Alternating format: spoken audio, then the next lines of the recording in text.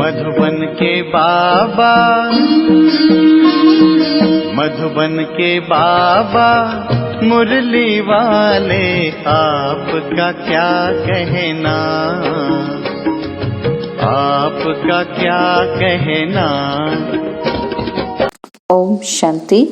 आज 17 नवंबर 2022 के साकार मधुर महावाक्य हैं। आज मीठे मीठे बाबा दादा बोले, मीठे बच्चे, तुम्हें जितना बाबा कहने से सुख फील होता है उतना भक्तों को भगवान व ईश्वर कहने से नहीं फील हो सकता। बाबा ने कहा, मीठे बच्चे, तुम्हें जितना बाबा कहने से सुख फील होता है उतना भक्तों को भगवान व ईश्वर कहने से नहीं फील हो सकता। तो बाबा ने आज प्रश्न पूछा कि लोभ के वश लौकिक बच्चों की भावना क्या होती है जो तुम्हारी नहीं हो सकती। तो उत्तर में बाबा समझाते कि लौकिक बच्चे जो लोभी होते वह सोचते हैं कि कब बाप मरे तो प्रॉपर्टी के हम मालिक बने। तुम बच्चे बेहद के बाप के प्रति ऐसा कभी सोच ही नहीं सकते, क्योंकि बाप तो है ही अशरीरी। यहाँ तुमको अविनाशी बाप से अविनाशी वर्षा मिलता है। मुरली का गीत है, मुखड़ा देख ले प्राणी अपने मन दर्पण में। ओम शांति, ओम शांति। जब दो बरी कहें तो एक बाबा कहते हैं और एक दादा कहते हैं। एक को आत्मा, दूसरे को परम आत्मा कहा जाता है, अर्थात परम धाम में निवास करने वाले हैं, इसलिए उनको परम आत्मा परमात्मा कहा जाता है। अब आत्मा और परमात्मा का संबंध क्या है? क्या है? एक बाप और अनेक बच्चे हैं। मनुष्य जब पुकारते हैं तो अंग्रेजी में भी कहते हैं ओ गॉड फादर, तो पिता हुआ ना। सिर्फ परमात्मा व प्रभु ईश्वर आदि कहने से इतना मजा नहीं आता। बाप कहने से सुख मिलता है। पारलौकिक बाप है ही सुख देने वाला, तब तो भक्ति मार्ग में इतना याद करते हैं। गॉड फादर अर्थात वह हमारा पिता है। यह भी कहते हैं कि हम सब ब्रदर्स हैं, ब्रदरहुड कहते हैं। यह भारतवासी जब कहते हैं कि हम सब भाई भाई हैं तो आत्मा की तरफ ध्यान नहीं जाता, देह अभिमान में चले जाते हैं। यह समझते नहीं कि हम आत्माएं आपस में भाई भाई हैं। हम सबका बाप एक है। अगर परमात्मा सर्वव्यापी होता तो भाई भाई नहीं कहते, आत्मा ही समझकर भाई भाई कहते हैं। अभी तुम बच्चे बाप के सम्मुख बैठे हो और बाप तुमको पढ़ाते हैं। जब आत्मा कहती है हमको बाप मिला है, बाप मिला गोया सब कुछ मिला। बाप द्वारा वर्षा मिलता है, बच्चा पैदा हुआ और समझते हैं बारिश आया। बाबा कहने से ही बच्चे का वारिसपना सिद्ध हो जाता है। अक्सर करके बच्चियां माँ कहती हैं, माँ तरफ जास्ती लव रहता है। बच्चा होगा तो बाबा कहता रहेगा। बच्चे का बाप की तरफ लव जाता है। माँ से वर्षा नहीं मिल सकता, बाप से वर्षा मिलता है। अब यहाँ तो तुम सब आत्माएं भाई भाई हो। तुम हर एक बाप से वर्षा ले रहे हो। बाप की श्रीमत है कि हर एक अपने को बाप का बच्चा समझ और सबको बाप का परिचय देता रहे और सृष्टि चक्र का राज भी समझाए। बाप से ही स्वर्ग का वर्षा मिलता है। बेहद का बाप कहते हैं कि तुम स्वर्गवासी थे, फिर तुम नरकवासी कैसे बने, 84 जन्मों का चक्र कैसे लगाया, यह है डिटेल की बातें। बाकी बाप ने पहचान तो दी है और बाप से जरूर सत्युग का वर्षा मिलेगा। अच्छा, किसको मिला हुआ है? यह लक्ष्मी नारायण के चित्र खड़े हैं, इन्हों को बाप का वर्षा मिला था, फिर कहाँ गया? यह है चक्र की बात। अभी तुमको सत्युग का वर्षा मिलता है, फिर पुनर्जन्म लेते लेते 84 जन्म तो भोगने ही हैं। अब तुमको नंबरवार पुरुषार्थ अनुसार 84 का चक्र बुद्धि में है और यह भी निश्चय है कि हमारा अंतिम जन्म है। 84 जन्मों का चक्र लगाकर पूरा किया है। अब तुम जाएंगे तो तुम्हारे पीछे सब चले जाएंगे। तुम बच्चे तो बाप से अपना वर्षा पा चुके हो, राजयोग सीख चुके हो, तो तुम जानते हो हम फिर नई दुनिया में राज्य करने आएंगे। फिर ये सब इतने धर्म वहां होंगे नहीं, सब वापस चले जाएंगे। फिर पहले पहले हमको यानी डिटिज्म को आना है। हम शूद्र कुल के थे, अब ब्राह्मण कुल के बने हैं, फिर सूर्यवंशी चंद्रवंशी कुल के बनेंगे।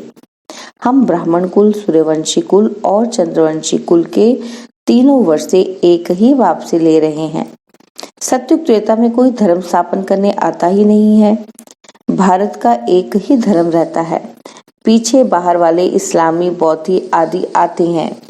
भारत बहुत प्राचीन देश है, पहले देवी देवता ही थे, अभी और धर्मों में कन्वर्ट हो गए हैं। कितनी भिन्न भिन्न भाषाएं हैं, जैसे यूरोपियन तो है तो अमेरिका की भाषा अलग, फ्रांस की अलग है, तो सब क्रिश्चियन लोग। वैसे चीन की देखो, एक ही बौद्ध धर्म के हैं, परंतु चीन की भाषा और जापान की भाषा और है तो सब बौद्ध, परंतु वृद्धि हो जाने से अलग अलग हो जाते हैं, आपस में दुश्मन भी बन जाते हैं। भारत का दुश्मन कोई नहीं है, यह तो दूसरे धर्म वाले आकर लड़ते हैं, आपस में फूट डाल भारत को भी लड़ा देते हैं।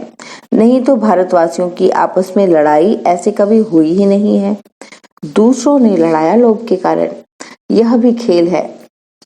भारतवासी यह भी भूल गए हैं कि हम ही विश्व के मालिक थे, हमको बाप ने राज्य दिया था। सत्युग में यह नॉलेज रहती नहीं कि राज्य हमने कैसे पाया। अभी तुम जानते हो हम ये राज्य कैसे पा रहे हैं, यह बाप बैठ समझाते हैं।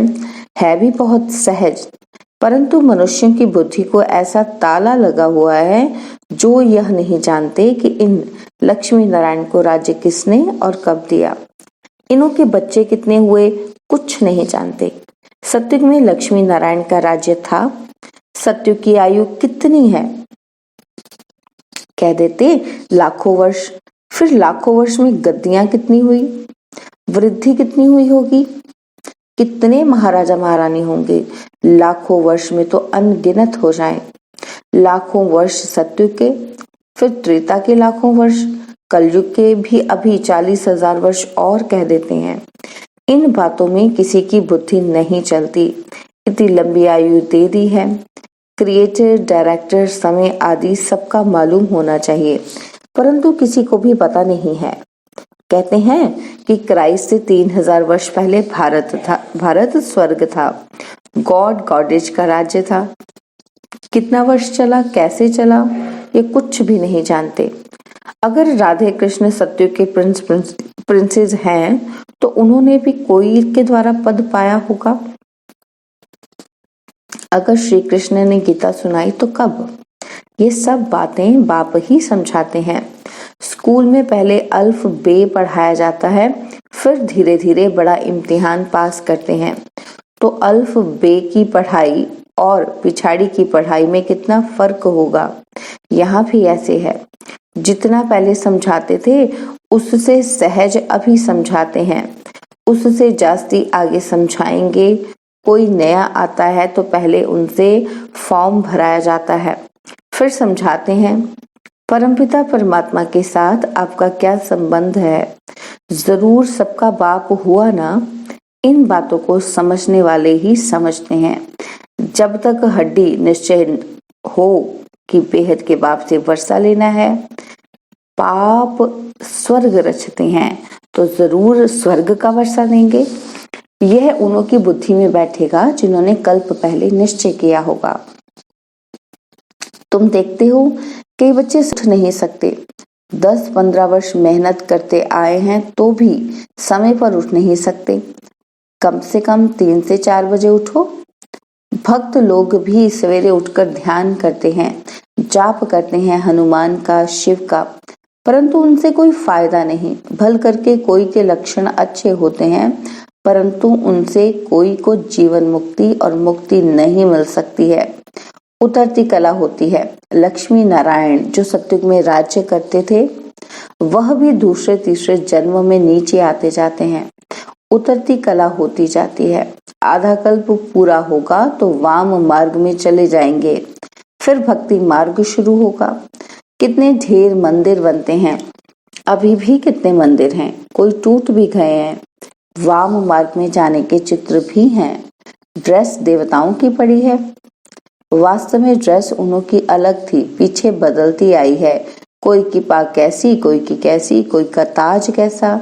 अलग अलग ताज पहनने का भी अलग अलग नमूना होता है। सूर्यवंशी राजाएं जो हैं उनकी पहरवाइश अपनी अपनी होती है। यह फलाने की पगड़ी है, बाबा ने साक्षात्कार भी किया है। द्वारकाधीश की टेढ़ी पगड़ी थी। यह सब ड्रामा आदि से अंत तक जो कुछ हो रहा है वह फिर भी ऐसे ही होगा। फिर वाम मार्ग में जाएंगे, सबका मतभेद हो जाएगा, रस्म रिवाज अलग हो जाएगा। सूर्यवंशी अलग, चंद्रवंशियों का अलग। यह बना बनाया खेल है जो फिर रिपीट होना है। तुम जानते हो, हम भी बेहद के बाप से फिर से गति सदगति को पाते हैं। पुरानी दुनिया का विनाश होना है। बेहद का बाप राजयोग सिखला रहे हैं। ये दुनिया नहीं जानती कि राजयोग सिखाते हैं।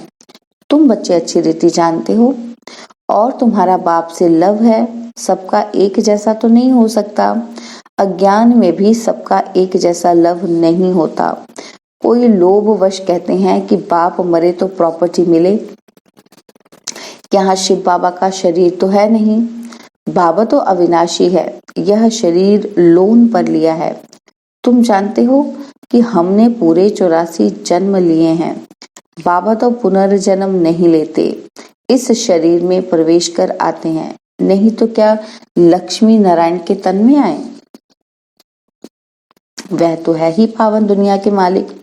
यह तो है ही पतित दुनिया, पतित शरीर, क्योंकि विश्व से पैदा होते हैं। बाबा कल्प पहले मौफिक कहते हैं कि मैं साधारण तन में प्रवेश करता हूँ। मुझे जरूर अनुभवी रथ चाहिए। कोई अच्छे एक्टर्स होते हैं तो उनको अच्छा इनाम मिलता है। यह भी बाबा का रथ गाया हुआ है। ब्रह्मा द्वारा स्थापना। ब्रह्मा को बूढ़ा भी दिखाते हैं। प्रजापिता ब्रह्मा, विष्णु और शंकर का रूप ही अलग है। ब्रह्मा का रूप बिल्कुल ठीक है, तो बाप ने ही इनका नाम रखा है प्रजापिता ब्रह्मा। इसने पूरे 84 जन्म लिए हैं। तुम भी कहेंगे कि हम सब ने पूरे 84 जन्म लिए हैं, तब पहले पहले बाप से मिले हैं। हमारी राजाई फिर से स्थापन हो रही है। समझाना भी पड़ता है कि हे परमपिता परमात्मा, हे भगवान, तो भगवान जरूर बाप को समझना चाहिए। परंतु मनुष्य की समझ में नहीं आता है कि सभी आत्माओं का बाप निराकार है, पिता है। तब तो भक्ति मार्ग में सब याद करते हैं। आत्माओं को सुख मिला था तब दुख में याद करते हैं।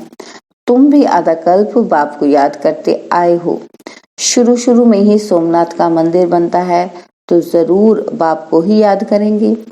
जानते हैं ये बाप का मंदिर है, बाप ने ही वर्षा दिया है, तो पहले पहले मंदिर भी बाप का बना है। तुम अभी बाप के वारिस बने हो। बाप विश्व का रचयिता है, उनसे ही वर्षा मिलता है। बाकी जो भी है उन्होंने क्या किया, हम उनकी पूजा क्यों करते हैं? 84 जन्म वह लेते हैं, परंतु भक्ति के व्यभिचारी होनी ही है। भक्ति भी व्यभिचारी होनी ही है। आधा कल्प के लिए सामग्री चाहिए। सत्युग त्रेता में सामग्री की दरकार नहीं होती। यह सब बुद्धि में धारण करना है। वास्तव में कुछ भी लिखने की दरकार नहीं है। अगर सॉल्वेंट बुद्धि है तो झट धारणा हो जाती है। बाकी किसी को सुनाने के लिए नोट्स लेते हैं। किताबें आदि रखने की जरूरत नहीं। हमारे किताब पिछाड़ी में कौन पढ़ेगा? औरों के शास्त्र तो पिछाड़ी में चले आते हैं। पढ़ने वाले हैं, तुमको तो पढ़ना ही नहीं है, प्रारब्ध मिल गई। आधा कल्प तो शास्त्र आदि की कोई बात नहीं। यह ज्ञान प्राय लोप हो जाता है। शास्त्र सब खत्म हो जाते हैं। सब तो बाबा कहते पहले सबको ये समझाओ कि तुमको 2 बाप हैं।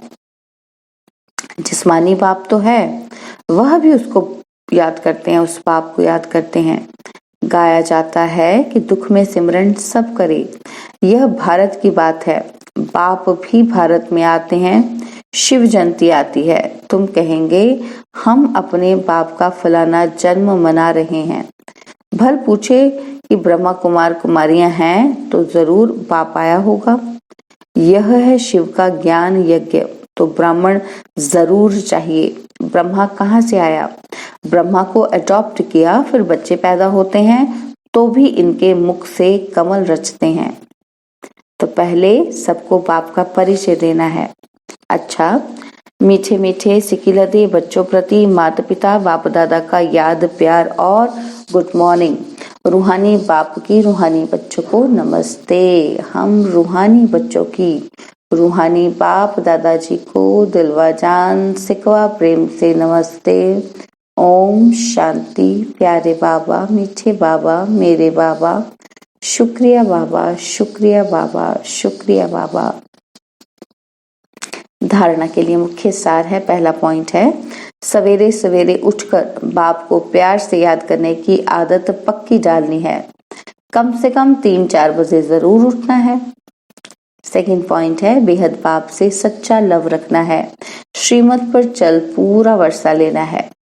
बाबा ने आज वरदान दिया, कंपेनियन के साथ द्वारा सदा मनोरंजन का अनुभव करने वाले कंबाइंड रूपधारी भव। कंपेनियन के साथ द्वारा सदा मनोरंजन का अनुभव करने वाले कंबाइंड रूपधारी भव। जब भी अकेलेपन का अनुभव हो तो उस समय बिंदु रूप को याद नहीं करो, वह मुश्किल होगा, उससे बोर हो जाएंगे। उस समय अपने रमणीक अनुभवों की कहानी को स्मृति में लाओ। अपने स्वमान की प्राप्तियों की लिस्ट सामने लाओ। सिर्फ दिमाग से नहीं करो, लेकिन दिल से कंपेनियन के साथ कंबाइंड बन सर्व संबंधों के स्नेह का रस अनुभव करो। यही मनमना भव है और यह मनमना भव होना ही मनोरंजन है। स्लोगन है, बाप की श्रीमत प्रमाण जी हाजिर करते रहो तो सर्व शक्तियों का अधिकार मिल जाएगा। बाप की श्रीमत प्रमाण जी हाजिर करते रहो तो सर्व शक्तियों का अधिकार मिल जाएगा। ओम शांति। और अब यह एक बहुत अच्छी वीडियो भी जरूर देखें।